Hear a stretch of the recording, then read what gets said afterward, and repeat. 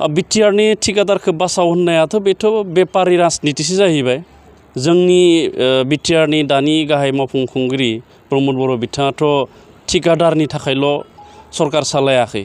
बिटिआराव थानाय 35 लाख जनसाधारन गुबुन गुबुन हारि गुबुन गुबुन माहारि गुबुन गुबुन धोरोमनि सुबुंनि गासैबो बिथिङाव जौगानायनि थाखाय खामानि मावदों। दा बेवहाय जौगानायनि थाखाय खामानि मावनायावनो जायफोरा क्वालिफाइड थिकादार, जायफोर रेजिस्टार्ड गोनां, जायफोरा गावसोरनि मा होनना बुङो बेखौ टार्नअभारजों गोरोबनाय, बेबायदि खामानि मोनगासिनो दङ थिकादारफ्राबो। दा बेवहाय हाग्रामा महिलारि बिथाङा फैफिनबानो गासैबो मानसिया थिका मोनगोन बेबो नङा।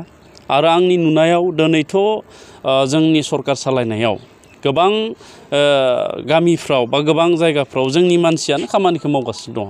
दा बेयाव थिकादारफोरखौ बेबायदि बुंलायनानै थिकादारफोरखौ बासायनो थाखाय होनना बुंलायलायनांगौआथ' जोबोद माने लाजिथाव बाथ्रा जादों। आरो हाग्रामा महिलारि बिथांनि समावथ' थिकादारफ्रा थैनानैसो दङ। मानो होनना बुङोब्ला दायो 2900 लायबिलिटिस जायखौ जोङो दिनै बाखि होननानै बुङो, बे 2900 बाखिया सोरनि? बे थिकादारफोरनिनो। दा बेखायनो 2900 बे बाखिखौबो बा लायबिलिटिसखौबो जोङो आसाम सरकारजों सावरायदों।